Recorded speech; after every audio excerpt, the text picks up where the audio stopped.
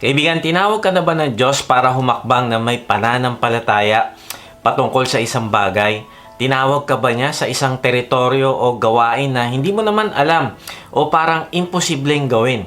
Nakaramdam ka na ba ng pagdududa sa iyong abilidad para gawin yung inuutos ng Diyos sa iyo? Maring ito ay patungkol sa iyong trabaho, patungkol sa iyong relasyon, patungkol sa iyong ministry, o patungkol sa lugar at iba pang aspeto ng iyong buhay. At habang iniisip mo to ay mas lalo ka napaparalyze. Maring tinatawag ka ng Diyos para bahaginan ng mabuting balita yung kaklase mo nung high school, o kaya kamag-anak na matagal mo nang hindi nakikita, o maaring tinatawag ka ng Diyos para makipag-reconcile sa isang family member o kaibigan o katrabaho para magkaroon ka ng opportunity na maibahagi mo ang mabuting balita sa kanya. Kaya lang, ini-imagine mo pa lang ito ay halos hindi ka na makakilos. Na-realize ko na gustong-gusto nating manatili sa ating comfort zone na kung saan mas less ang stress at anxiety. Kasi mas familiar ka na sa ginagawa mo at mas safe ito sa tingin mo dahil matagal ka na sa ganyang kalagayan. Kaya lang ang problema, habang tumatagal ay nagdudulot ito ng katamaran sa atin. Nagre-resulta din ito ng complacency at hindi pagsunod sa Diyos. Nagbibigay ito sa atin ng false sense of security na okay ka naman at wala nang kailangang i-improve. Na-realize ko na hindi naman talaga madali na mag-let go ng control ng isang bagay. Pero kaibigan, tinawag ka ng Diyos hindi para sa isang madaling lakbayin. Tinawag ka niya para umalis sa iyong comfort zone at i-exercise mo yung faith sa Kanya. Sabi sa Oxford Dictionary, ang ibig sabihin ng comfort zone ay it is a place or situation in which you feel safe or comfortable, especially when you choose to stay in this situation instead of trying to work harder or achieve more. Ito yung nakakatakot dahil sa komportable ka na ay magre-resulta ito ng katamaran. Kaibigan, gusto ng Diyos na mag-mature tayo at matutunan natin na magtiwala sa Diyos sa pamamagitan ng paghakbang natin na may pananampalataya sa kung ano man ang ipapagawa niya sa atin. Tandaan natin ito, ang paghakbang na may pananampalataya ay pagsasabi mo sa Diyos ng, Lord, ano po yung susunod kong gagawin? Hahakbang po ako ulit ngayong araw na ito. Kahapon, ito po yung pinagawa nyo. Last week, ito po yung pinagawa nyo. Nagawa ko na po ito. Ano po yung susunod? Ganito yung taong humahakbang na may pananampalataya araw-araw sa direksyon ng Diyos. Maaring hindi niya alam ang mangyayari sa kanyang pagsunod sa hinaharap, pero hahakbang pa rin siya at aalis siya sa kanyang comfort zone. Si Moses, kahit natatakot siya na pumunta kay Pharaoh, ay humakbang pa rin siya na may pananampalataya. Umalis siya sa kanyang comfort zone. Doon sa disyerto, hindi niya sinabi, Lord, masaya na ako dito, meron na akong pamilya. Nananahimik na ako dito. Nung umpisa, marami siyang alibay pero nanaig ang kanyang pananampalataya sa Diyos. At sumunod pa rin siya. Kaibigan, ito yung kailangan nating matutunan. Umalis sa ating comfort zone dahil pagpapakita ito ng ating pananampalataya at pagtitiwala sa Diyos. Kaya nga ang tanong, kaibigan, willing ka bang maging uncomfortable? Hindi ko alam kung ano mga challenges mo, pero kung gusto mong malampasan iyan, kailangan mong i-challenge yung sarili mo at i-push mo yung sarili sa limit sa pamamagitan ng pagtitiwala mo sa Diyos. At kapag umalis ka na dyan sa iyong comfort zone, dito mo mararanasan yung kapangyarihan ng Diyos sa buhay mo. Tandaan mo lagi na sa oras ng paghakbang mo, palabas ng iyong comfort zone, ay doon ka palang magiging kagamit-gamit sa Diyos. Doon mo palang mararanasan ang himala ng pagkilos niya. Hindi mararanasan ni Moses ang paghati ng dagat at maggamit siya ng Diyos bilang pinakadakilang propeta kung hindi siya umalis sa kanyang comfort zone. Tandaan mo kaibigan, sabi sa Santiago 4:17, kaya nga ang sino mang nakakaalam sa paggawa ng mabuti at hindi ito ginagawa, ito'y kasalanan sa kanya. Kaibigan, kung alam mo na tinatawag ka ng Diyos para gawin ang isang bagay, ay sumunod ka agad. Bakit? Kasi kung mananatili ka sa iyong comfort zone, ay nagkakasala ka sa Kanya. Kaya nga, ito yung pag-uusapan natin ngayon. Ano ba ang negative consequences kapag hindi tayo lumalabas sa ating comfort zone? At ano naman yung gagawin natin para makalabas tayo dito. Tapusin mo yung mensahe na ito dahil ito yung magbibigay sa'yo ng opportunity na magamit ka ng Diyos at masaksihan mo yung kapangyarihan niya sa buhay mo. Accountability and prayer partnership. To foster greater commitment, we emphasize accountability. When you're held accountable, your dedication to achieving your goals intensifies. Knowing that your trusted partner will engage in regular discussions about your progress will motivate you to stay committed. Accountability also nurtures self-control, making you more mindful of your decisions and actions, as you understand you'll be answerable for them. Take action now and commit to our campaign of weekly prayer and accountability sessions with your partner to experience these benefits firsthand. Together we progress. Prayerful partners, accountable hearts. Magandang araw muli mga ka-Wotji. Salamat sa Diyos sa inyong pagsubaybay sa mga mensahe ng ating Diyos dito sa ating vlog na may bagong upload every Sunday 6 p.m. Sa mga hindi pa nakakilala sa akin, ako po si Kuya Mike. Ang calling po sa akin ng Diyos ay magbahagi ng kanyang salita sa paraang mas madaling maiintindihan ng mga manonood. Salamat din pala sa mga bagong members sa ating online discipleship group. Kung gusto mo sumali sa discipleship group, mag-type ka lang ng join sa comment section. Sa mga gustong mag-lead naman ng online discipleship group, message nyo lang kami, type nyo ang salitang lead at magre-reply kami para sa link ng registration. Meron nga pala tayong live worship service sa App Live na ginaganap every Sunday 10 a.m. Pwede namin kayong ipanalangin dito pagkatapos ng service. Sa mga gustong sumamba, nakasama namin, mag-type lang kayo ng worship at padadala namin kayo ng link. Kung hindi ka pa nga pala nakakasigurado sa iyong kaligtasan, hindi ka sigurado kung matapos ka mawala sa mundong ito ay makakasama mo ang Diyos sa langit, nako, mag-type ka ng save sa comment section at babaginan ka namin ng mabuting balita. Okay, balik tayo sa topic. Bakit nga ba kailangan nating umalis sa ating comfort zone? Una, letter A, we will never experience the blessings of God. Ang plano ng Diyos sa atin ay hindi limitado sa pagpunta sa church, pagbigay ng tithe sa Kanya, maging mabuting Kristiyano at iba pa. Kaibigan, kapag ang banal na spirito ay nag-uudyok sa iyo para umalis ka sa iyong comfort zone, ang ibig sabihin nito ay meron siyang gustong i-accomplish sa buhay mo. At kapag nandyan ka lang sa comfort zone mo, hindi mo mararanasan yung blessing na gusto niyang ibigay sa iyo. Pangalawa, we will never reach our full potential for God. Narealize ko kapag may pinapagawa sa atin ang Diyos, gusto niya tayong ma-expand. Gusto niya tayong lumago sa lahat ng area ng buhay natin. Pwedeng ito ay sa kalusugan, sa pinansyal, sa relasyon, o kahit sa ating career, o sa ating edukasyon, o sa ating negosyo, at marami pang ibang bagay. Gusto kanyang banatin, gusto kanyang paunlarin. Kaya nga kaibigan, ito yung tanong, gusto mo ba maging mas healthy? Kaya lang natatakot kang pumunta sa gym o magsimulang mag-diet o kaya gusto mo bang mag-invest para sa iyong retirement? Kaya lang natatakot ka dahil hindi mo alam kung paano gawin o kaya gusto mo mag-aral pa para mas gumanda ang iyong career?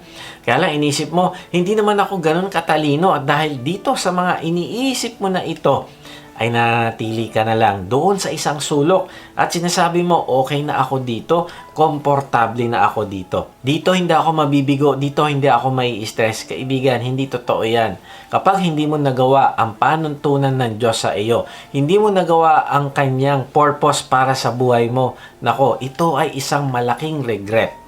Pangatlo, we will regret being disobedient to God. Balang araw sasabihin mo, ano kaya ang nangyari? Kung sinunod ko ang Diyos, magkakaroon ka ng regrets. Pang-apat, we will not be a blessing to others. Panglima, we will stagnate our spiritual growth. Pero kapag umaalis ka sa iyong comfort zone, ano mangyayari sa iyo? Una, your faith is enhanced. Lalago ang pananampalataya mo and then you will be blessed. And then pangatlo, doors that had been closed will be open. Magugulat ka na sa bawat hakbang mo ay merong bubuksan na panibagong opportunity sa iyo ang Diyos.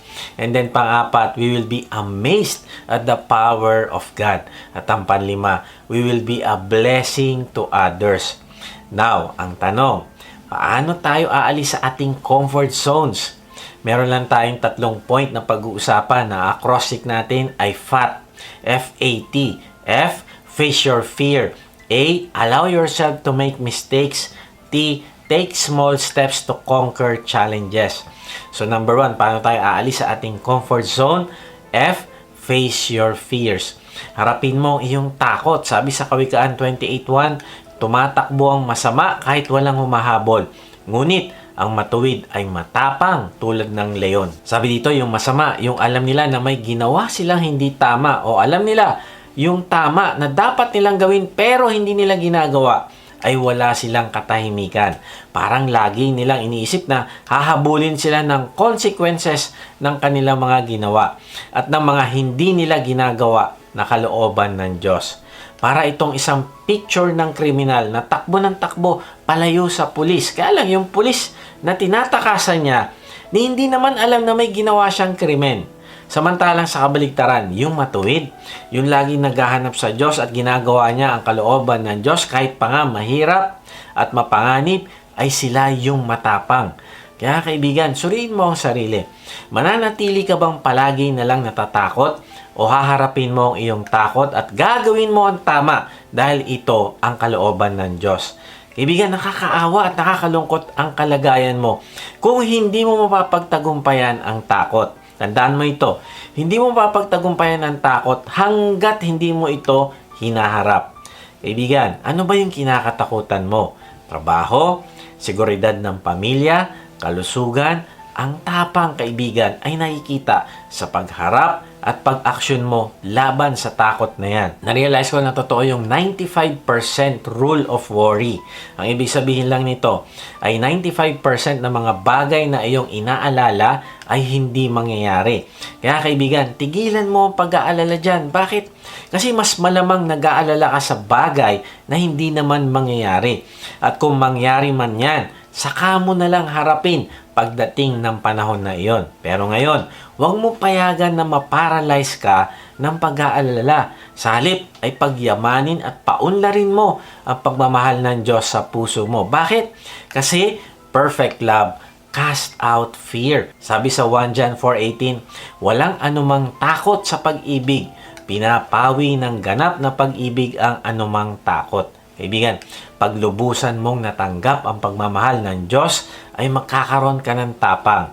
Alam mo na pinatawad niya ang lahat mong kasalanan at mga pagkakamali. Narealize ko na pwedeng mangibabaw sa iyo ang pagmamahal ng Diyos o sa kabaligtaran, pwedeng ang mangibabaw sa iyo ay takot na galing kay Satanas.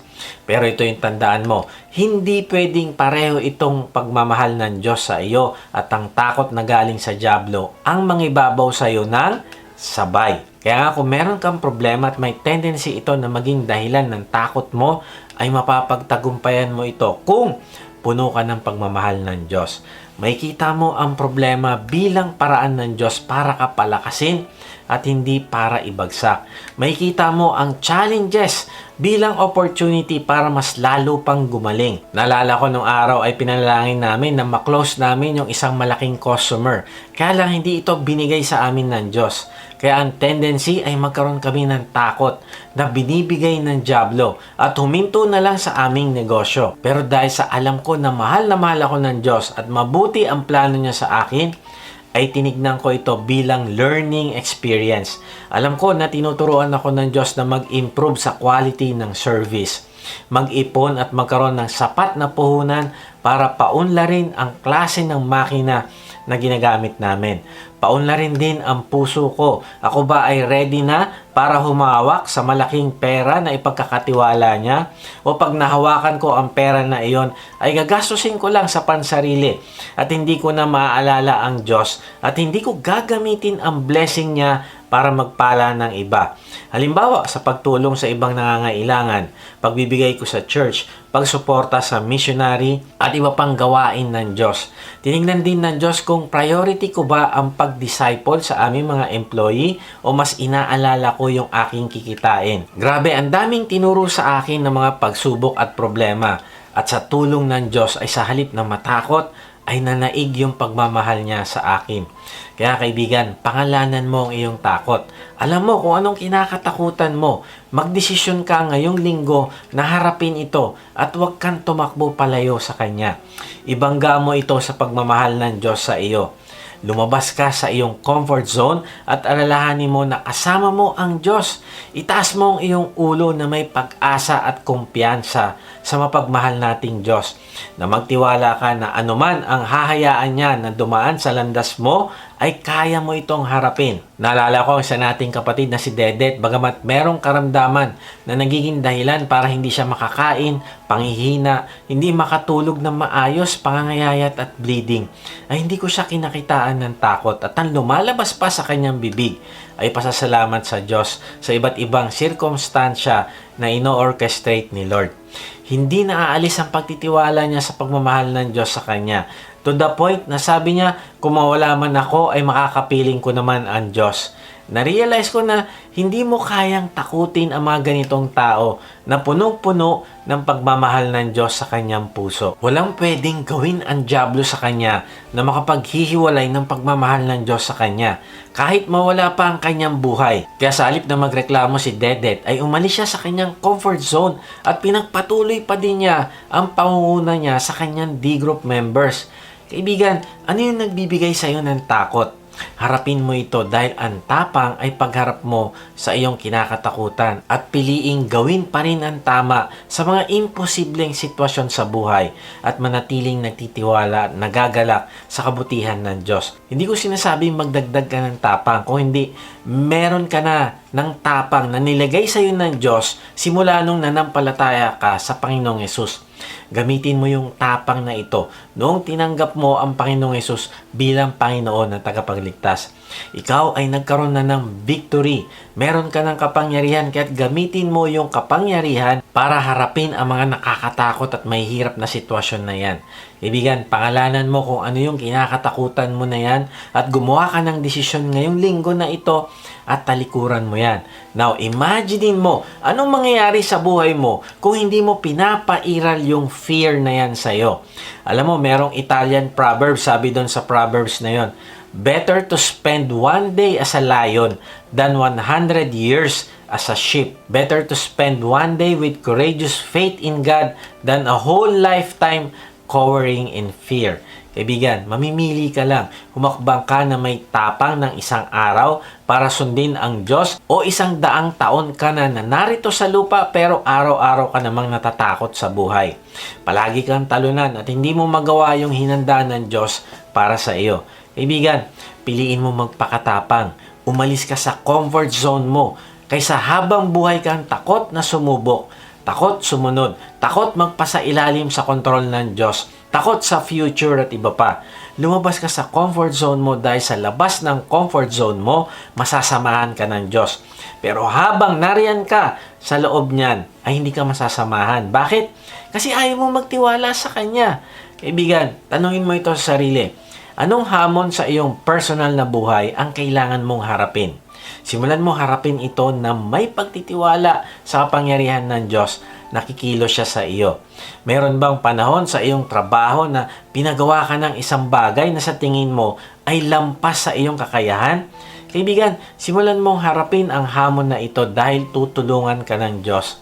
Sa iyong mga relasyon, meron bang conflict sa pamilya, kaibigan, o mahal sa buhay ang kinakailangan mong harapin at solusyonan? Kaibigan, simulan mong harapin ng takot upang mapaunlad mo ang iyong relasyon na naaayon sa kalooban ng Diyos. O kaya, mayroon ka bang nakitang pangangailangan sa iyong komunidad na tila nakakatakot? Ayaw mong kumilos at maaring inaasa mo na lang ito sa ibang Kristiyano? Kaibigan, hindi dinala ng Diyos sa iyo ang taong iyan nang walang dahilan. Simulan mo umalis sa iyong comfort zone upang makatulong ka sa pangangailangan niya at para maparangalan mo ang Diyos sa iyong buhay. O mabigyan mo ng glory ang Diyos sa buhay mo. Pero habang nasa comfort zone ka, nakakalungkot mang sabihin pero hindi mo mabibigyan ng glory ang Diyos. Tanong mo ito sa sarili, meron ba mga bagay na mahirap baguhin sa iyong personal na buhay tulad ng isang ugali, habit, bisyo o layunin? Harapin mo ang anumang takot na humahadlang para ikaw ay makapagsimulang magbago. Noong panahon ni King Henry VIII sa England ay merong isang magaling na preacher. Ang pangalan niya ay si Hugh Latimer. Linggo-linggo ay nagpipreach siya doon sa palasyo ni King Henry. At noong linggo na yon ay niregaluhan niya si King Henry ng isang handkerchief. Tapos may nakasulat doon sa panyo na Hebrews 13:4. For God will judge the adulterer and all the sexually immoral. Tapos hindi lang yon. Nag-preach na siya ng kanyang sermon. At patungkol ito sa kasalanan ng adultery at ng lust. At sobrang passionate siya sa kanyang pagpipreach patungkol doon. At syempre, yung hari nagalit. At sabi sa kanya, mag-preach siya sa Sunday ulit at mag-apologize sa hari publicly. At nung dumating yung sumunod na linggo, ay nag-preach nga ulit si Latimer. Kaya lang na-realize ni Latimer na siya ay nagpipreach sa harap ng makapangyarihang Diyos at hindi para sa isang authority ng isang hari dito sa lupa.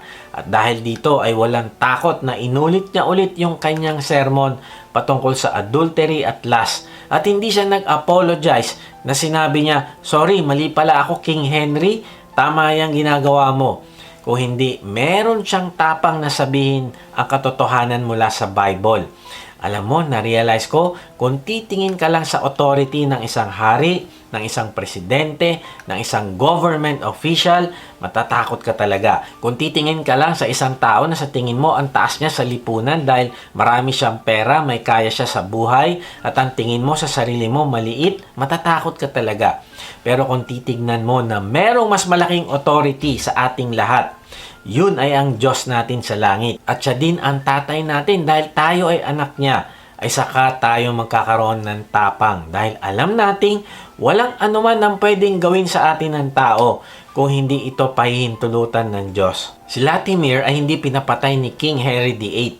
Pero nung namuno na yung kanyang anak na si Queen Mary I, ay pinapatay nito lahat ng mga Protestant believers at kasama na rito si Latimer. Si Latimer ay sinunog ng buhay kasama ni Ridley na isa ding mananampalataya. Alam mo, sabi ni Latimer kay Ridley habang sila ay sinusunog, "Be of good comfort, Master Ridley, and play the man.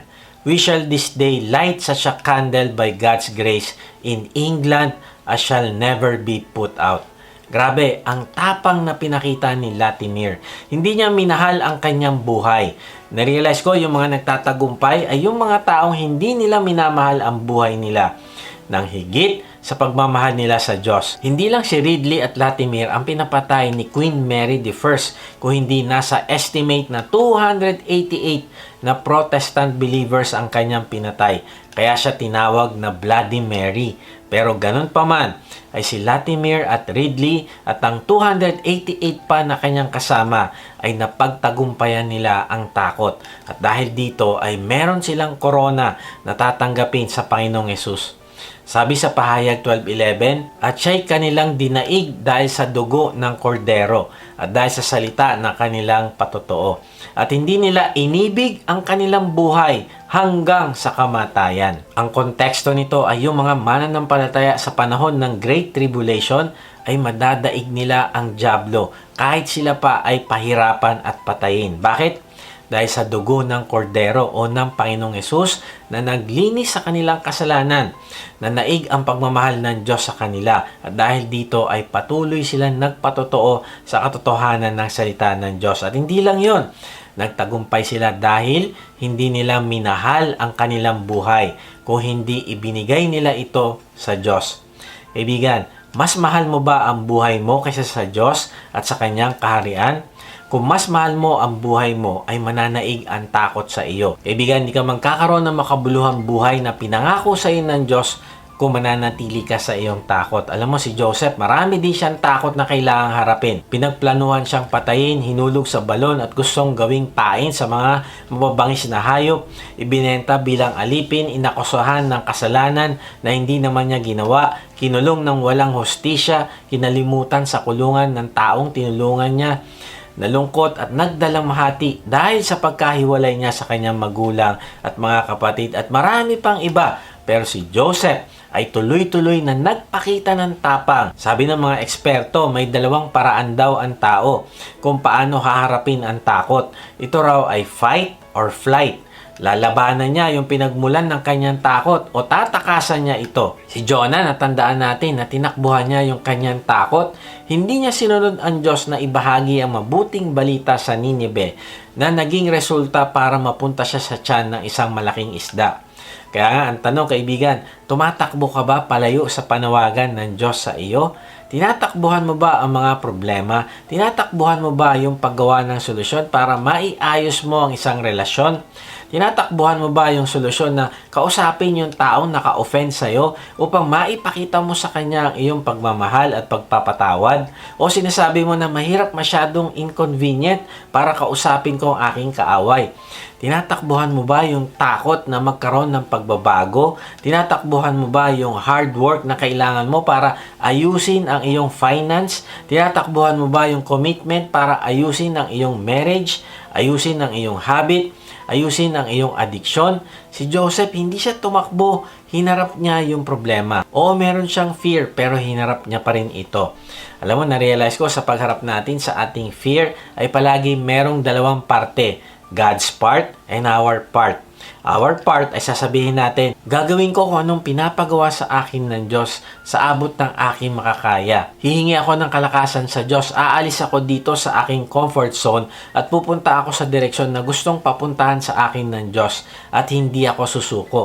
Now, ano naman yung God's part? Yung God's part, isasabihin mo, Lord, magtitiwala ako sa iyo. Mananampalataya ako na sa paghakbang ko palabas sa aking comfort zone ay tutulungan mo ako. Na paghakbang ko na may pananampalataya ay sasaluhin mo ako at tutuparin mo kung ano yung purpose na gusto mong tuparin sa buhay ko. Kaya kaibigan, hindi ka dapat matakot kasi oo, meron kang parte pero hindi mawawala yung parte ng Diyos. Tutuparin niya yung parte niya. Ang parte niya ay gawin yung imposibleng bagay according to your faith. Si Joseph, alam niya, wala siyang magagawa para kontrolin yung mga sirkumstansya ng buhay niya. At ganun ka rin kaibigan, wala kang magagawa para kontrolin ang sirkumstansya ng buhay mo. Kontrolin ang asawa mo, kontrolin ang anak mo, kontrolin ang lahat ng problema. Kung hindi, yan ay parte ng Diyos at ang ating parte ay magtiwala tayo sa Diyos. Ikilos tayo at pagkakatiwala natin yung resulta sa Kanya. Kaya wag mo i-deny na merong problema. Huwag ka manatili sa iyong comfort zone. Kung hindi, harapin mo ang iyong takot. Huwag ka tumakbo sa alcohol. Huwag ka tumakbo sa drugs. Huwag ka tumakbo sa pag-uubos ng oras sa TV, sa computer, sa social media. Kaibigan, gawin mo yung part mo. At kapag ginagawa mo yung part mo, gagawin din ng Diyos yung part niya. Kaya nga, hindi mo kailangan matakot. Now, hindi ko sinabing focus on your fear. Sinabi ko, face your fear. Magkaiba yung facing our fear and focusing on it. Marami kasing tao nagfo-focus sa fear. Kaya lumalaki yung kanilang takot lalo. Ang sinasabi ko, huwag kang mag-focus sa fear o problema o temptation at iba pang bagay na magiging hadlang para hindi mo magawa ang purpose ng Diyos sa iyong buhay. Ang sinasabi ko, face your fear. Na-realize ko yung mga mature na Kristiyano kapag dumadaan sa trials, ang unang tanong nila, Lord, anong gusto mong gawin ko sa sitwasyon na ito? Anong tinuturo mo sa akin? Anong purpose nito? Paano kita mag-glorify sa sitwasyon na ito?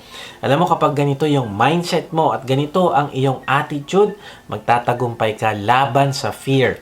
Oo, yung pag-focus mo sa pananampalataya mo sa Diyos ay hindi magpapawala ng trials. Hindi naman magpapawala ng problema.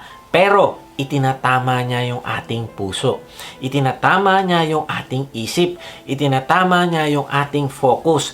Nawawala yung focus natin sa problema at sa kabaligtaran na pupunta yung focus natin sa kabutihan ng Diyos, sa pagmamahal ng Diyos sa atin. Kaya nga, sa gitna ng problema, ay makukuha nating tanungin ng Diyos, Lord, ano po yung exciting part dito sa problema na ito? Ano pong bagong himala ang gusto nyong iparanas sa akin? Saan nyo po ako dadalhin pagkatapos nito? Grabe, ganun yung taong hinaharap ang takot at nagtitiwala sa Diyos. Narealize ko si Pedro, nag-focus sa tubig kaya lumubog. Yung asawa ni Lot, nag-focus sa Sodom and Gomorrah kaya namatay. Si Achan, nag-focus sa material na bagay. Si Adam at Eve, nag-focus doon sa prutas na hindi pinapakain sa kanila ng Diyos. Si Ananias at Sapphira, nag-focus sa kanilang pera kaya napahamak. Si David, nag-focus sa isang babae na hindi niya asawa kaya nagkasala. Si Judas, nag-focus sa pera kaya napahamak. Pero si Joseph, nag-focus sa pagmamahal ng Diyos sa kanya at reward na ibibigay nito sa kanya. Alam niya na balang araw ay tutuparin ng Diyos ang plano nito sa kanya. Pangalawa, paano tayo aalis sa ating comfort zone? Allow yourself to make mistakes. Sabi sa Filipos 1:6, lubos ako nakakatiyak sa bagay na ito, na siya na nagsimula ng mabuting gawa sa inyo ay magtatapos nito hanggang sa araw ni Jesucristo. Kaibigan, napakaganda ng salita ng Diyos at mabisa itong panlaban para patahimikin ng dyablo na nagbabato ng kasinungalingan sa atin. Siya ang naglalagay sa ating isip ng discouragement at pagkokondena sa tuwing nagkakamali tayo. Wala ang kwentang Kristyano, yan, nagkasala ka na naman. Galit ang Diyos sa iyo, kaya magpakasama ka na lang dahil hindi mo naman kaya magbago. Kaibigan, hindi ito totoo. Tignan mo, sabi sa talata, ay yung sinimulan ng Diyos na pagbabago sa atin, simula nung tinanggap natin ng Panginoong Yesus bilang Panginoon at tagapagligtas, ay tatapusin niya. Hindi niya tayo susukuan kahit magkamali tayo, magkasala o kahit matagalan pa tayong sumunod sa mga utos niya sa Biblia. Tandaan mo na kasama natin siya sa ating paglago at pagmature. Nakatuon yung attention niya sa atin. Kasama natin siya sa bawat hakbang. Tinutulungan tayong lumago sa pananampalataya at sumunod sa kanyang mga utos at maging kalarawan niya. Hindi siya nagugulat o nata-turn off sa ating mga kahinaan at pagkukulang. Hindi niya sasabihin, ay talaga, may ugali ka palang ganyan. Yaks! No, hindi. Alam na niya ang ating kasalanan at kinahabagan niya tayo. Ayon sa Salmo 103:13-14, kung paano ang ama ay nahahabag sa kanyang mga anak, ay ganon din ang pagkahabag ng Panginoon sa may mga takot sa Kanya. Dahil alam niya ang ating kahinaan, alam niyang nilikha tayo mula sa lupa. Alam ng Diyos na tayo ay mahina dahil nilikha lamang tayo sa lupa. Pero tingnan mo ang pangako niya sa Filipos 1:6, tayo ay tatapusin niya. Hindi niya susukuan ng gagawin niyang pagbabago sa atin. Kaibigan, kaya nga kung gusto mo ng totoong tagumpay na makawala sa iyong comfort zone, ay makipag-cooperate ka sa plano ng Diyos sa buhay mo. Una, humakbang ka na may tapang na harapin ang takot at pangalawa, tanggapin mo ang katotohanan na ikaw ay madadapa at madadapa pero hindi yon magiging dahilan para mawala ang pagmamahal ng Diyos sa iyo. Hindi tayo niligtas ng Diyos para lang i-give up kapag tayo nagkamali at nagkasala. Ganyan ka pala, bahala ka na sa buhay mo. No, sobrang committed niya na baguhin tayo upang maging kalarawan natin ang Panginoong Yesus. Kasama natin siya sa bawat laban. Tinutulungan tayong lumago sa ating pananampalataya. Sumunod sa kanyang utos at maging kalarawan niya. Now, ang tanong kaibigan, committed ka din ba na umalis sa iyong comfort zone at magsikap na magbago sa tulong ng Diyos? Huwag mo isiping walang pag-asa. Huwag mo isiping pag nadapa ka ulit ay tatakwil ka na ng Diyos. Hindi kaibigan. Mahaba ang pasensya at habag sa iyo ng Diyos. Aalalayan ka niya.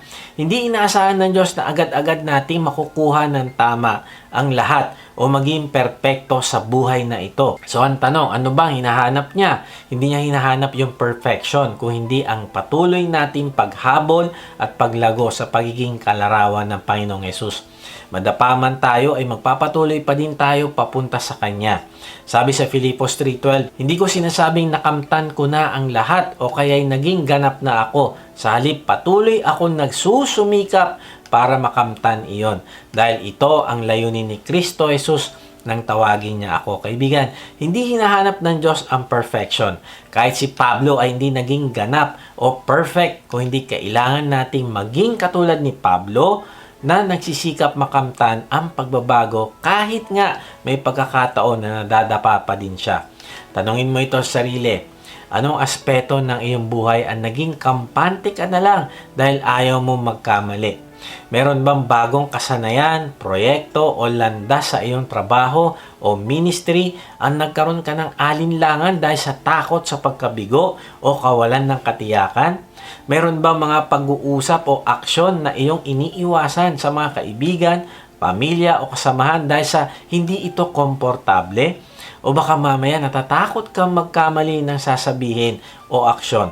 Kaibigan, natatakot ka ba magkamali sa pinapagawa sa iyo ng Diyos? Kaibigan, tandaan mo na lahat tayo ay work in progress at tanda tayong tulungan ng Diyos na mapaunlad sa lahat ng area ng ating buhay. Tandaan mo na hindi ka mamahalin ng Diyos dahil sa iyong performance, kung hindi minahal ka na niya dahil mahal ka niya. Kaibigan, marami talaga magagandang bagay na magagawa mo bilang isang Kristiyano na magpapalago ng iyong relasyon kay Kristo. Halimbawa, ang regular na pagbabasa ng Biblia, araw-araw na pananalangin at pagdalo sa simbahan ay magagandang paraan para ituloy ang iyong espiritual na paglalakbay. Pero wala sa kanila ang kailangan para anihin mo ang pagmamahal ng Diyos. Kahit ang pinaka parang perpektong Kristiyano na nagdedebosyon ng ilang oras araw-araw ay tatanggap ng parehas na pagmamahal sa taong ngayon palang tumanggap sa Panginoong Yesus. Narealize ko na hindi gusto ng Diyos na ma-stress tayo sa mga bagay na iiwasan natin kasi iniisip natin mas mamahalin tayo ng Diyos. Mali kaibigan, ang gusto ng Diyos ay manatili kang nakafocus sa Kanya at ibigay sa Kanya ang iyong puso. At pag ginagawa mo ito, ay Siya ang bahala sa pagpapabunga sa iyo. Kaya nga sinaway ng Panginoong Hesus ang mga Pariseo sa mismong bagay na ito. Sabi sa Mateo 15:8, iginagalang ako ng mga taong ito sa mga labi lang nila, ngunit malayo sa akin ang kanilang mga puso. Narealize ko na yung mga Pariseo ay kabisado ang maraming batas at sinisikap itong gawin. Pero pwede mo pala itong gawin ng panlabas lang. Kahit gaano pa karami ang mabuting gawain na ating ginagawa, kung wala sa Diyos ang ating puso, wala rin itong kabuluhan. Kaya kaibigan, tandaan mo ito. Yung pagsisikap mo na maging perpektong Kristiyano ay sinisigurado ko sa iyo na mabibigo ka. Wala kang magagawa para maging perpekto ka. At sa kabaligtaran, bababa ang kumpiyansa mo sa sarili. Bakit? Dahil hindi mo siya magagawa 100%. Mapo-frustrate ka lang, magagalit ka, makakaramdam ka ng kabiguan at dahil dito, mas lalayo ka sa Panginoong Yesus. Kaya nga, salip na matakot ka na magkamali, una, aminin mo na lang ito na ikaw ay talagang nagkamali. Kung gusto mong matuto mula sa mga pagkakamali, kailangan mong magsimula sa pagiging honest sa iyong sarili. Hindi mo ito titignan na maling desisyon kung hindi sasabihin mo na ito ay maling desisyon na nagawa ko. Kung gusto mong mag-improve, gusto mong gumaling, aminin mo ang iyong pagkakamali. Yan ang pintuan ng pagbabago. Kapag handa na tayong aminin ito sa ating sarili, pwede na rin natin itong aminin sa Diyos. Sabi sa 1 John 1:9, ngunit kung ipinagtatapat natin sa Diyos ang ating mga kasalanan, maaasahan nating patatawarin niya ang ating mga kasalanan at lilinisin tayo sa lahat ng uri ng kasamaan dahil matuwid siya. Narealize ko na kapag kinilala natin ang ating mga pagkakamali at hinahangad na gumawa ng mga pagbabago, natutuwa ang Diyos na linisin ang ating record at tulungan tayong magsimula muli. Pangalawa, sa halip na matakot ka, identify your triggers. Kilalanin mo ang mga nagtutulak sa iyo para magkamali. Kaya kaibigan, tanda mo ito. Minsan, mas mahalaga pa sa katapangan ang pagiging maingat natin sa ating mga ginagawa. At isa sa mga pag-iingat na ito ang pag-iwas mo sa mga triggers. Suriin mo ang sarili bago ka gumawa ng pagkakamali. Anong karaniwan mong ginagawa? Anong iniisip mo? Anong nararamdaman mo? Kung makita mo na may mga bagay na paulit-ulit na nagtutulak sa'yo na gumawa ng masasamang desisyon, kaibigan, oras na para baguhin mo ang bagay na yan o ang sitwasyon na iyan. May mga tao ba o lugar na kailangan mong iwasan? Kung ang pagsama mo sa isang kaibigan ang nakikita mong nagtutulak sa iyo para makagawa ka ng kasalanan, ay iwasan mo yan. Kung ang lugar na yan na pinupuntahan mo ay nagiging dahilan para bumalik ka sa dating adiksyon o gawain, ay iwasan mo na ang lugar na iyan. Sa halip, gumawa ka ng mga ibang bagay na pagkakaabalahan na maglalayo sa iyo sa isang kasalanan. Mag-isip ka ng mental o physical exercise na maaari mong gamitin para mag-iba ang pakiramdam mo at malayo ka sa tukso na bumabagabag sa iyo. Kaibigan, kung ayaw mo magkamali ay tignan mo kung may mga pagbabago ba na maaari mong gawin sa iyong araw-araw na gawain o kahit sa iyong mga pinipiling libangan. Kapag na-identify na natin ang ating mga triggers, ay maaari na tayong gumawa ng hakbang para mabawasan ang kanilang epekto o tuluyan na silang alisin sa ating buhay. Sinabi ng Panginoong Hesus sa kanyang mga alagad sa Mateo 18:8-9, kaya nga kung ang kamay o paa mo ang dahilan ng iyong pagkakasala, putulin mo ito at itapon. Mas mabuti pang isa lang ang kamay o paa mo pero may buhay na walang hanggan ka, kaysa sa dalawa ang kamay o paa mo pero itatapon ka naman sa walang hanggang apoy. At kung ang mata mo ang dahilan ng iyong pagkakasala, dukitin mo ito at itapon. Mas mabuti pang isa lang ang mata mo pero may buhay na walang hanggang ka, kaysa sa dalawa nga ang mata mo pero itatapon ka naman sa apoy ng impyerno. Pangatlo, sa halip na matakot ka sa pagkakamali ay matuto ka sa pagkakamali ng ibang tao. Isinulat ni Pablo ang tungkol sa mga pagkakamali ng Israel sa lumang tipan upang maging halimbawa ito ng mga bagay na hindi na natin dapat tularan. Sabi sa unang Korinto 10:11, ang mga bagay na ito'y nangyari bilang halimbawa sa atin at isinulat upang magsilbing babala sa ating mga nabubuhay sa panahong nalalapit na ang katapusan ng lahat. Naalala ko tuloy yung sinabi ni Benjamin Franklin, tinagalog ko na lang, ang karanasan ay mahal na paaralan, pero ang mga hangal lang ang di natuto sa iba. Narealize ko na kapag tumingin ka sa iyong paligid, ay marami ka na matututunan patungkol sa pagkakamali ng ibang tao. Ganon din sa Biblia na punong-puno ng mga pagkakamali mula sa buhay ng mga nauna sa atin na mga mananampalataya. Kaya nga, hindi natin kailangan maranasan yung mga unnecessary pain na dulot ng consequence ng maling desisyon. Kaibigan, simulan mong maging matalino sa pagdidesisyon. Kung gusto mong maging matagumpay sa paglabas mo sa iyong comfort zone, ay matuto ka sa pinagdadaanan mo na kamalian. Huwag mo na idagdag ang sarili mo sa mga statistics. At kung ikaw naman ay nadapa, ay bumangon ka agad. Aminin mo ang kasalanan sa Diyos at lumakad ulit ng pasulong. Huwag kang maniwala sa condemnation ng dyablo. Tandaan mo ito, hindi ka naging Christian dahil wala kang kasalanan. Kung hindi naging Christian ka dahil makasalanan ka at kinahabagan ka ng Diyos. Now, hindi ko pinopromote na magkasala ka. Kung hindi sa pagsisikap mo na gawin ang tama, ay kapag nagkamali ka, huwag mo parusahan ng iyong sarili. Dahil pinarusahan na ng Diyos ang kanyang anak, ang Panginoong Hesus, para sa kasalanan mo at kasalanan ko. Kaya ang kailangan mo gawin ay bumangon at umalis sa comfort zone mo at gawin ulit ang pinapagawa sa iyo. Learn from your mistake at move forward. Si Moses, marami din naman pagkakamali dahil sa kanyang galit, binasag niya yung unang set ng mga bato na pinagsulatan ng Diyos ng mga utos. Pangalawa, hinampas niya yung isang bato sa halip na kausapin lamang ito gaya ng utos ng Diyos. Dahil dito, hindi siya nakapasok doon sa physical promised land, sa Canaan. Pero ibig ba sabihin nun, hindi siya nakapasok sa eternal promised land sa piling ng Diyos?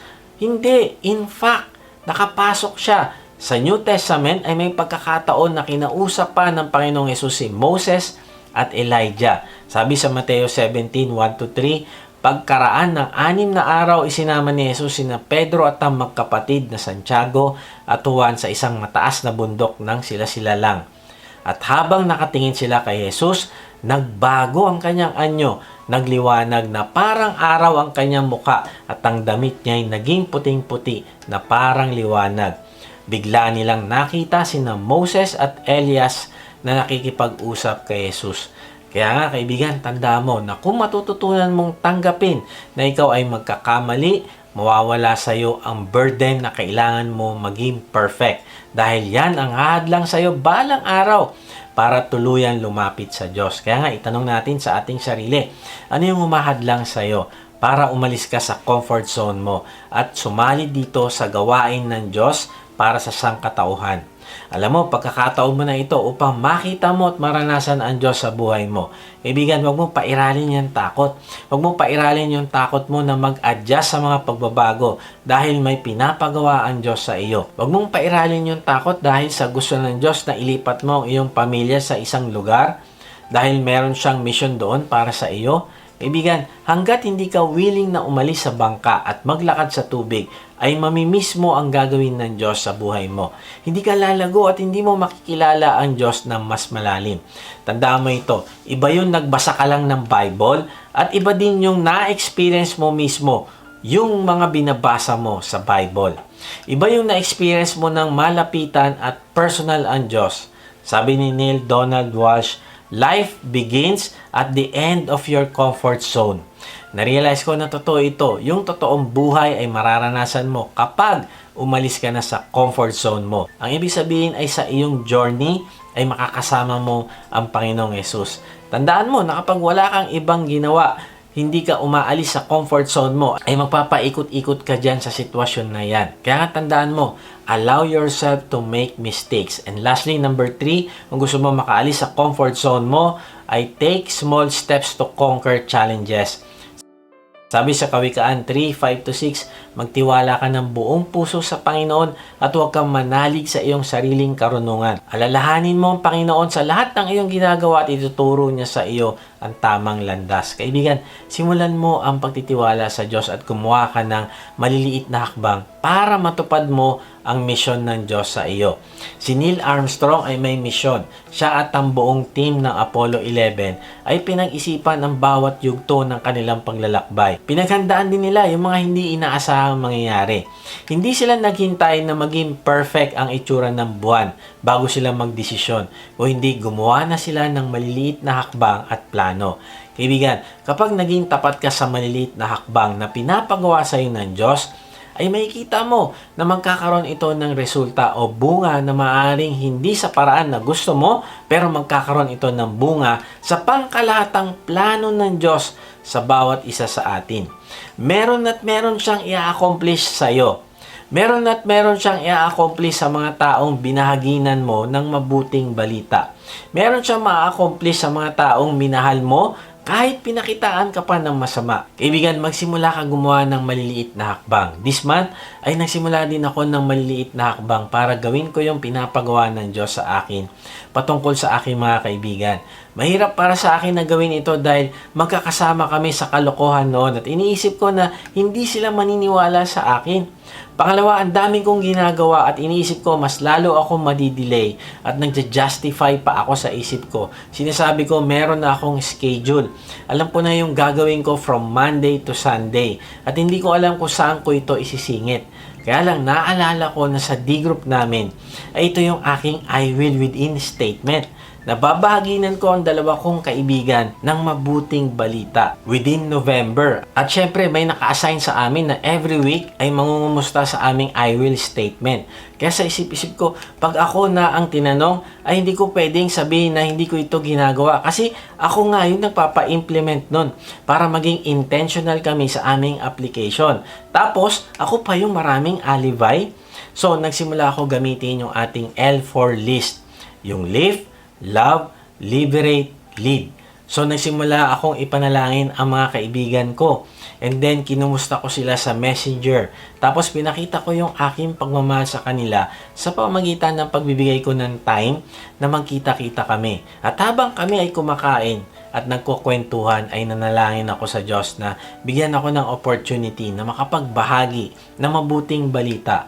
At binigyan naman ako ng Diyos ng pagkakataon na mag-testimony at maibahagi ko ang pagmamahal ng Diyos sa atin. At natutuwa ako dahil yung isa sa kanila ay nagpasalamat sa akin dahil sa aking pagbabahagi ng salita ng Diyos sa kanila. Sabi ko, thank you Lord, at nakapagtanim ako ng salita mo. Hindi lang sa dalawa, kundi sa 3 kong kaibigan.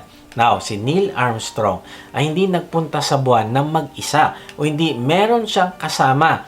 Ito ay si Buzz Aldrin at si Michael Collins. Imaginein mo, kung mag-isa lang si Neil, ano kaya yung mangyayari sa kanya? Magtatagumpay kaya siya? Malamang hindi. Narealize ko tayong mga Kristiyano, minsan ganun yung iniisip natin. Ako lang, lalago na ako sa sarili ko. Bakit pa ako sasali sa discipleship group? Ako lang, okay na. Kami lang dalawa ni Lord. Mag-pray na lang ako at magbasa ng Bible, okay na yon. Kaibigan, hindi ka lalago kung wala kang accountability.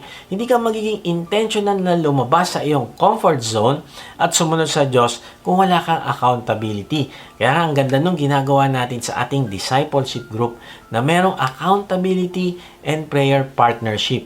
Tayo-tayo ay nagpapalakasan, nagpapanalanginan at tinatanong natin ang bawat isa kung ano yung mga challenges na pinagdadaanan natin. Ang Panginoong Hesus, na-realize ko, pinadala niya yung kanyang mga alagad dalawa-dalawa at hindi solo-solo. Hindi niya pinadala ito na dalawa-dalawa para magkaroon ng kakwentuhan, kalaro o business partner. Kung hindi kaya sila pinadala ng Panginoong Hesus na dala-dalawa ay dahil may mission silang gagawin. Ibig sabihin, hindi ka nakadisenyo para gawin ang mission ng Diyos na mag-isa. Kailangan mong iba pang parte ng katawan ng Panginoong Hesus. Kailangan mo ang iyong kapatiran.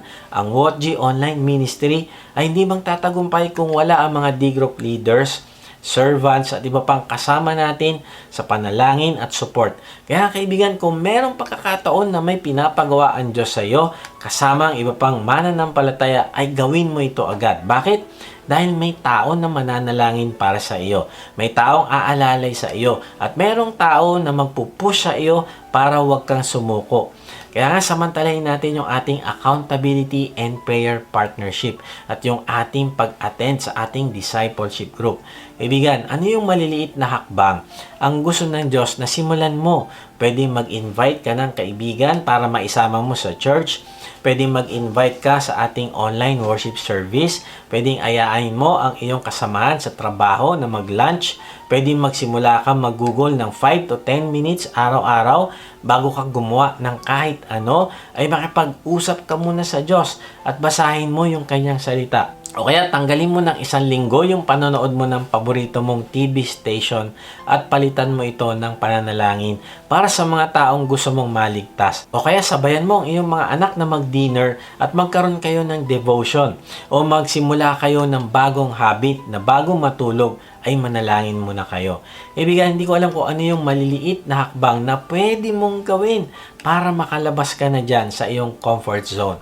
Pero kailangan mo itong simulan. Nakakatawa dahil yung isa nating kapatid na si Marco ay nagsimula siya sa kanyang maliliit na hakbang. Ginamit niya din yung ating L4 list. Nanalangin siya sa mga taong gusto niyang bahaginan ng mabuting balita. Nakipag-connect siya, nakipag-kumustahan hanggang sa dumating yung time na siya ay nakapagbahagi din ng mabuting balita sa kanyang kaibigan. At yung kaibigan niya, by God's grace, ay tumanggap sa Panginoong Hesus at ngayon ay magiging kabahagi na din ng ating discipleship group. Kaibigan, gusto kong ibahagi sa inyo ang isa pang testimony ng ating kapatid na humakbang din ng palabas sa kanyang comfort zone. Isang mapagpalang araw po sa ating lahat. Ako po si Sis Virgie at narito po ako para i-share ang aking testimony kung paano ko nakita ang kabutihan ng Diyos sa aking buhay. Bago po ako totoong nakakilala sa ating Panginoong Hesukristo, I was full of myself. Mahal ko lang ang sarili ko. Ang buhay ko ay nakasentro sa sariling kakayanan para din sa sariling kapakinabangan. Ang tingin ko po sa Panginoon noon ay isang backup plan lang, na kapag hindi ko na kayang solusyonan ang mga problema, ay sa Kanya lang ako lalapit at hihingi ng milagro sa Kanya. Hanggang isang masakit na pangyayari sa buhay ko, ang nagbigay sa akin ng realization, hindi ko pala talagang kayang dalhin ang lahat ng problema sa sarili ko lang lakas, na wala pala akong kakayanan na gampanan ng mga bagay na dapat isinusurrender ko na sa Panginoon. Sa patuloy na pag-aaral ng Kanyang salita, na-realize ko na ang pagsunod ay isang importanteng aspeto sa buhay ng isang Kristiyano. Kaya dapat lang nagawin natin ang purpose ng bawat isa sa atin bilang isang tagasunod ni Kristo. Na-realize ko rin na kung wala tayong gagawin para sa Panginoon, ay hindi natin totoong tinanggap si Jesus sa buhay natin. At dahil sa patuloy na pag-aaral ng Kanyang salita, na-realize ko na dapat umpisahan na natin gawin ang purpose na inilaan ng Diyos para sa bawat isa sa atin. tayo kasi na nagkiklaim na mga tagasunod ni Kristo ay nararapat lang din na sumunod sa kanyang mga yapak. Nagpakumbaba siya, iniwan ang lahat ng yaman at lahat ng kapangyarihan na meron siya bilang hari ng mga hari at anak ng Diyos.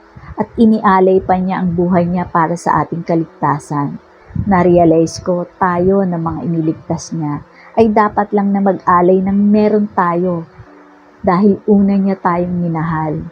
Alam ko na malaking commitment ang mag-share ng time, talent, and treasure sa pamamagitan ng pag-lead ng isang Bible study group. Maraming hadlang lalo na ang mga nakasanayan kong pag-uugali. Ang malayang oras ko ba ay pwede kong ibigay ng buong buo sa Panginoong Hesus? Kakayanin ko ba na mapalitan ang oras ko sa kasiyahan, pasyal, pagpapakasaya sa piling ng mga kaibigan ko? Paano ang conflict sa trabaho ko? Paano ko gagawin ang lahat ng to? Then, na-realize ko, hindi na nga pala akong may-ari ng lahat ng meron ako. Isinorender ko na lahat kay Jesus nang meron ako magmula nang tinanggap ko siya sa buhay ko. Ipinanalangin ko sa Kanya na ipagkaloob na lang niya kung ano ang kailangan ko upang magampanan ko ang pangako kong buhay para sa Kanya. True enough, na kapag hinihingi mo ang lahat para sa kaluwalhatian niya, ay ipagkakaloob niya ito. Up to this day, sa loob ng 2 taon na pagsiserve ko sa Kanya, ay hindi niya ako hinayaang manghina physically, emotionally, mentally, at spiritually. Gaano man ako kabisi sa work, binibigyan niya pa rin ng way para magpatuloy pa rin ako sa paglilingkod. Sa ngayon, ang buhay ko ay pag-aari na ng Panginoong Hesukristo. Wala na ang self-love, self-care, self-indulging na nakasanayan ko na puro nakasentro sa pangsarili ko. Salamat sa Panginoong Hesus na naging modelo sa akin at sa ating lahat. Salamat na binuksan niya ang puso ko para tanggapin siya at kilalanin bilang aking tagapagligtas. Salamat sa Panginoong Hesus na nagbukas ng isipan ko at nagpalambot ng puso ko at binigyan niya ako ng burden para maipalawig ang kanyang salita sa pamamagitan ng paglilid ng isang Bible study group, sa paggawa ng mga gawain sa kanyang ubasan, at pagdedicate ng buong oras ko para sa kanyang kaluwalhatian. Salamat sa Panginoong Hesus na naging modelo natin sa buhay natin, kaya nararapat lang na sundin natin at tahakin kung ano man yung tinahak niya nung nandito pa siya sa lupa. Salamat sa Panginoon dahil isa tayo sa kanyang mga iniligtas, tinawag para maging parte ng kanyang Great Commission. Kaya naman, patuloy akong nagpapasalamat sa Panginoon dahil binigay niya ang biyaya ng Great Commission sa atin at patuloy itong nagpapalago ng aking pagmamahal sa Kanya. Nga sa Salmo 21:21, ang lumalakad sa daan ng katwiran at katapatan ay nagkakamit ng buhay at karangalan. Salamat sa ating Panginoon. Sa Kanya po ang lahat ng papuri. Maraming salamat sa iyo, Sister Virgie, sa iyo nakaka-bless na testimony. Ito ay pagpapatunay na kung susunod ka sa Diyos, ay sasamahan ka niya at tutulungan. Sisiguraduhin niya na step by step ay papunta ka sa tamang direksyon para matupad mo ang purpose ng Diyos sa iyong buhay. Sabi sa Salmo 37:23, ginagabayan ng Panginoong Hesus ang bawat hakbang ng taong matuwid na ang buhay ay nakakalugod sa Kanya. Kaibigan, maaaring nagsawa ka na sa paikot-ikot na cycle ng buhay mo na parang walang patutunguhan at ngayon nga ay kinakausap ka ng Diyos at gusto mo nang umalis sa iyong comfort zone. Gusto mo nang ibigay ang buong buhay mo sa Diyos. Kaibigan, ito na yung pagkakataon. Ipahayag mo sa Panginoong Hesus ang iyong pananampalataya sa Kanya na Siya ang nagbayad ng lahat mong kasalanan sa krus. Kapag ginawa mo ito ay bibigyan ka niya ng buhay na walang hanggan at bibigyan ka niya ng bagong pagkatao na magtatagumpay palabas sa iyong comfort zone. Sabi sa 2 Corinthians 5:17, Ang sinumang na kay Kristo ay isa ng bagong nilalang. Wala na ang dati niyang pagkatao, binago na siya. Kaibigan, ito na ang araw ng simula ng iyong pagbabago. Kahit nasaan ka, ipahayag mo sa Panginoong Hesus ang iyong pananampalataya sa pamamagitan ng panalangin. Sabihin mo sa Kanya, Panginoong Hesus, inaamin ko po na ako ay makasalanan. Patawarin mo po ako. Nananampalataya po ako na ikaw ang nagbayad ng aking mga kasalanan sa krus. Ngayon nga ay binubuksan ko na ang aking puso. Pumasok ka at manahan sa akin. Tinatanggap kita bilang aking Panginoon na tagapagligtas. Simula ngayon ay tatalikdan ko na ang aking kasalanan. Tulungan mo po ako na mapagtagumpayan ko ang mga hamon at pagsubok ng buhay. Tulungan mo din ako na maglingkod sa iyo. Amen. Kung sumabay ka sa panalangin natin, bilang pananampalataya at pagtanggap mo sa Panginoong Hesus ay mag-iwan ka sa comment section ng salitang accept para makilala ka namin at masama sa aming panalangin para sa iyong paglagong spiritual. Kung na-bless ka naman sa message na ito ay inaanyahan kitang mag-subscribe sa aking YouTube channel upang ma-notify ka pag may bago na kaming video. Ibahagi mo din ang mensahe na ito sa iba ng mga nanghihina, nangangamba sa buhay at nasa kapighatian upang ma-encourage sila na lumapit sa Diyos na nagmamahal sa atin. Kung gusto mo naman mas makilala pa ang Diyos, ay sumama ka lang sa aming online discipleship group. Type mo lang ang salitang join sa comment section. Kung napapanood mo naman ito sa Facebook, ay click mo lang yung send message at type mo doon ang salitang join at may magre-reply sa iyo para sa link ng registration form. Salamat nga pala sa mga regular na nagsusupport sa ating ministry. At kung gusto mong maging partner sa ministry na ito na magamit ka ng Diyos sa pagpapalagana pa ng kanyang salita at pagtulong sa mga nangangailangan, ay inaanya kita mag-support financially sa ating gawain. Meron tayong link ng give page sa baba ng description. Pag hindi nyo nakita ang link ay mag-type lang kayo ng partner sa comment section at papadala namin kayo ng link. Sa ating pagtatapos ay iwan ko ito sa inyo. Sabi ni Charles Reed, sow a thought, reap an action. Sow an action, reap a habit. Sow a habit, reap a character. Sow a character, reap a destiny. Mukhang neutral itong quotation na ito, pero tingnan mo, kapag nagsimula tayo ng maling pag-iisip, na iniisip natin okay lang manatili sa ating comfort zone, tingnan mo ano mangyayari. Sow a wrong thought, reap a wrong action. Sow a wrong action, reap a wrong habit. Sow a wrong habit, reap a wrong character. Sow a wrong character, reap a wrong destiny. Tapos kung magsisimula naman tayo ng tamang pag-iisip, ano mangyayari? Sow a right thought, reap a right action. Sow a right action, reap a right habit. Sow a right habit, reap a right character. Sow a right character, reap a right destiny. Kaibigan, anong gusto mo mangyari sa iyo sa future? Wrong destiny or right destiny? Magsimula ka umalis sa iyong comfort zone. Ito ang right thinking. Humingi ka ng tulong sa Diyos at humingi ka ng wisdom and then face your fear.